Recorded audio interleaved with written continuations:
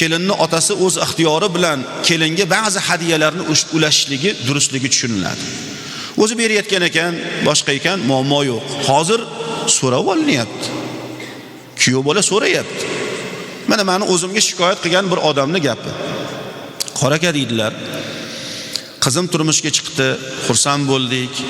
Bitta farzandli bo'ldi.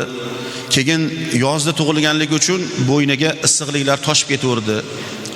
Shunda qaynana, ya'ni qudamiz qizimizga aytibdilar, adizga eting, konditsioner zimalitdan olib kelsinlar.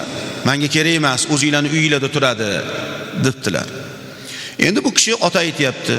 Ha mayli endi deb turib, qarz qurs havola qilib turib, $450 ga oldimda qizimni uyiga olib borib qo'ydim, deyaptilar. Ha mayli shu bilan tinch yashasa bo'ldi dedim. Orada yana farzandli bo'ldi, yana gap so'z o'tdi, boshqa bo'ldi. Kuyovimizni tug'ilgan kuni bo'lyapti. Kuyov bola ayoliga aytarmish. Bugun uyimda falon kuni, ya'ni tug'ilgan kunim bo'ladi. Ulfatlarimni hammasini uyga jamlayapman. Adengi etkin katta shu 53 ta televizor olib kelsin deb aytibdi. Endi shu qaynota aytayapti. Qoraka deyapti, men o'zim kichkinagina bir televizorda o'tiramiz hammamiz deyapti. Hamayli shu ham bo'la qolsin deb turib, o'shani ham olib borib berdim deyaptilar. Endi shuni bilib qo'yaylik birodarlar. Kuyov kelinni uydan olib chiqib ketyaptimi? Uydan. Tamom bo'ldi. Qaynotani uydan biror bir narsani umidvor bo'lishiga mumkin emas. Oriyati, hamiyati bor bo'lgan erkak beshigini ham, boshqani ham, kiyim-kechagi hammasini o'zi qiladi. Ular nimadir ko'tarib keladigan bo'lsa, qarshiligimiz yo'q.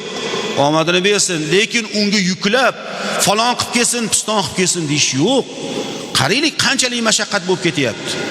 Hali bola endi tug'ilgan. 10 yoshda kiyadigan kiyimlarigacha olib kelib qo'yiladi.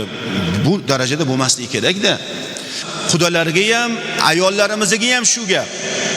Uyda o'tirgan ba'zi hoji onalarimiz, boshimiz ustiga hoji onalarimiz, ammo lekin ba'zi ishlari bo'lyaptiki, uyalib ketadi odam unaqa ishlardan. Kelin tomonga yuk qilib, ana uni qilib kelsin, mana uni qilib kelsin deyishlik bu mumkin emas.